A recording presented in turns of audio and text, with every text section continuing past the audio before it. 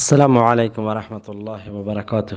برادر عزیز، نکاح بدون اذن ولی نمیشه، نه از دختری باکره و نه از خانم سیبه، یعنی بیوه زن هم نمیتونه که به دست خود به نکاح بده، بلکه ضرور هست که ولیش اختیار نکاح را داشته باشه با مشوره خود بیوه زن. یعنی خودش هم ضرورت هست که راضی باشه و بعد از رضایت خودش باز ولیش باید در تصمیم گیری شریک باشه. لا نکاح الا بولیین، لا نکاح اصلا نکاح نیست. چه نکاحی دختر باکره باشه بالغه یا چه زن بیوه باشه، زیرا لا نکاح نیست الا بولی، مگر به ولی. و در حدیث دیگر رسول الله علیه الصلاة و السلام فرمودند ایما امرأة نکحت نفسها، هر زنی که به نکاح بده نفس خود را بدون اجازه ولیش، هر زنی چه باکره باشه یا چه سیبه باشه. و همچنان ابن عبدالبر رحمه الله تعالی میگه که فقط صرح الكتاب والسنة بأنه لا نکاح الا بولی. کتاب و سنت با صراحت میگه این موضوع را بیان کرده که نکاح بدون ولی نمیشه. هم در قرآن موضوع آمده و هم در احادیث آمده که نکاح بدون ولی نمیشه. فلا معنی لما خالفهما، پس کسی که مخالف قرآن و سنت قول بکنه مثل احناف که میگن جایز است، قول زیاد کدام معنا و مفهومی نداره، یعنی ارزش نداره.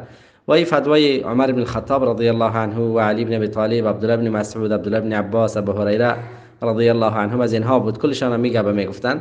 و همچنان از تابعین شریح القاضی، سعید بن المسیب و حسن بصری، عمر بن عبدالعزیز، جابر بن زید، قتاده بن دعامه سدوسی، سفیان الثوری، ابن ابي ليلى، ابن شبرمه، عبدالله بن مبارک، ابراهیم النخعی، امام اوزاعی، مالکی ها، شافعی ها، حنابلة، اسحاق بن راهویه، ابن منذر، یعنی کلی امت به می فتوا میدادن که نکاح بدون ولی نمیشه. فقط احناف آمدن گفتن که دختری که بالغ باشه و جوان باشه و عاقل باشه میتونه خودش برای خود شوهر بگیره و یک راهی غلط را برای دختران نشان دادن و این فتوای احناف ضعیف و خلاف دین است.